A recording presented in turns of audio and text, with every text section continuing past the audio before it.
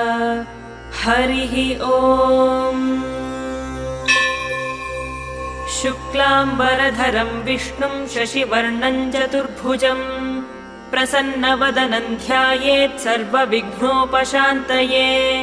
यस्य द्विरदवक्त्राद्याः पारिषद्याः परश्शतम् विघ्नं निघ्नन्ति सततं विश्वक्सेनं तमाश्रये। व्यासं वसिष्ठनप्तारं शक्तेः पौत्रमकल्मषम् पराशरात्मजं वन्दे शुकतातन्तपोनिधिम्।